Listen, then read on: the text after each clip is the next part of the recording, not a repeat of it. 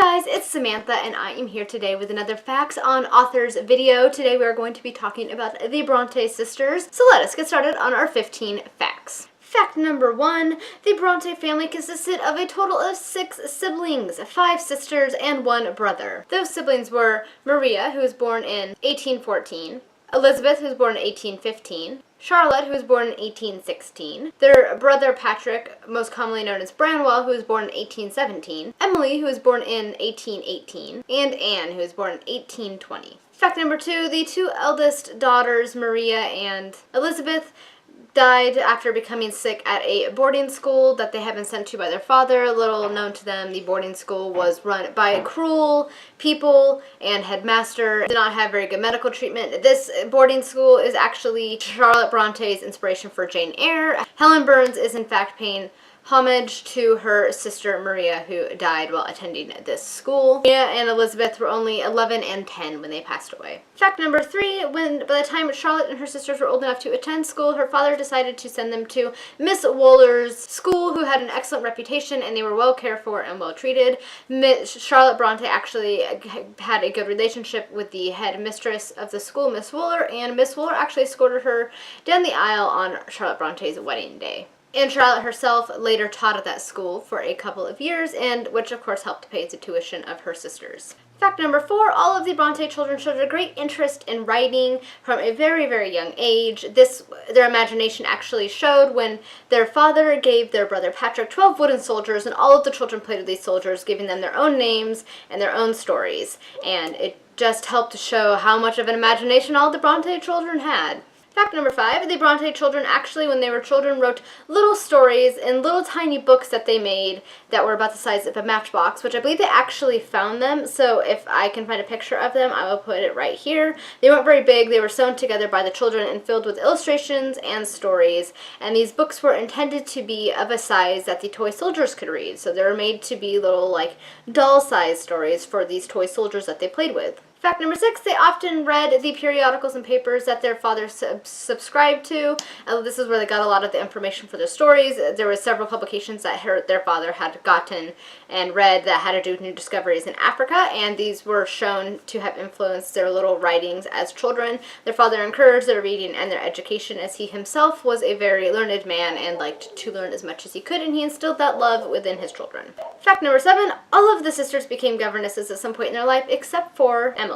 In 1842, Charlotte got an idea that she would like to start a school with her sisters, to which they all agreed. They decided that they wanted, among the things that they wanted to teach in their school, they also wanted to teach other modern languages of the time. They decided to travel to Belgium, where they could learn various things, such as other languages, in which to teach their pupils. Their father accompanied them. They ended up becoming students in a boarding school that was founded by the wife of Constantine Heiger, I think is how you pronounce his name. It was his second wife. He also taught at the school, and Charlotte Bronte actually became quite enamored with him during her time there.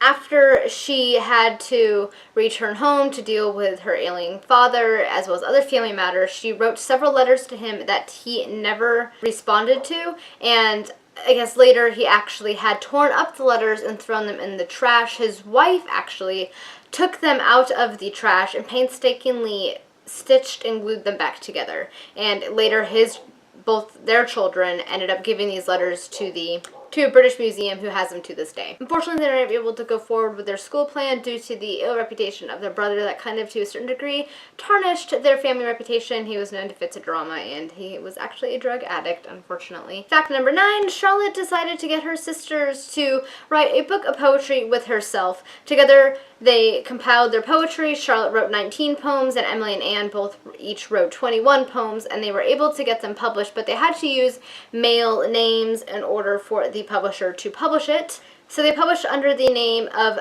Bell, first names Keir, which was Charlotte, Ellis, which was Emily, and Acton, which was Anne. Unfortunately, they only sold 3 copies, one of which was sold to a Frederick Enoch, and he requested the publisher to have an autographed copy. That was how much he loved their poems, and today it is the only surviving document that has all 3 of their signatures using their pseudonyms on it, which I thought was pretty interesting. So, way to go, Frederick. Little did you know you were, asking for a piece of history. Fact number 10, in 1847, all of the Bronte sisters had their first novels published. Charlotte had Jane Eyre published, Emily's Wuthering Heights was published, and Anne's Agnes Grey was published. Wuthering Heights was praised for its originality. However, it was called, by many critics, the works of a man with a depraved mind because of its violent and immoral topics that were covered in the book. Anne's Agnes Grey received criticism as fairly neutral, didn't really get to that much praise or notoriety, but for those who did criticize it, that was, they thought it was a pretty decent work of fiction. And Charlotte's Jane Eyre became an instant bestseller. Fact number 11, in 1848, Anne published Tenant of Wildfell Hall, and it is to this day considered the first sustained feminist novel, which I thought was pretty interesting. I had no idea. Fact number 12, in 1851, Charlotte was invited by her publisher, George Smith, whom she was in love with at the time, to travel to London and introduce herself to the public, which she was very apprehensive about because Charlotte was known to be a very shy person, but she agreed and ended up being introduced to the author William Thackeray, whom she later became best friends with throughout the rest of her life. Fact number 13, Charlotte was the only one to be married. She married Arthur Bell Nichols in 1854, much to her brother's chagrin, whom he never much cared for. At first she refused to marry him, but in this, of course, caused him great distress. Apparently he had like a total mental breakdown over this rejection, but ultimately about a year later she ended up marrying him in 1854, and she always described him as a kind and attentive husband, but she herself could never quite get used to married life. It just filled her with anxiety. She just did not like it, and it was just all new for her. In a letter to her friend Nell, she actually wrote, "Indeed, indeed, Nell, it is a solemn and strange and perilous thing for a woman to become a wife." Fact number 14, in 1848, both their brother Branwell and Emily passed away in September. Branwell died of tuberculosis and Emily died of consumption. Several months later, in May of 1949, Anne passed away. Some of her last words were to Charlotte, and those words were, take courage," which I thought was the saddest thing. Poor Charlotte's left all alone for the most part. Charlotte herself passed away at the age of 38 with typhoid fever. Fact number 15, the very first biography of the Bronte sisters was written by Elizabeth Gaskell, who, in case you guys are not aware, is the author of Cranford, and the biography was requested by their father, who himself later passes away in 1861, surviving all of his children and his wife, which I think that must have been the hardest thing ever. That's just so sad.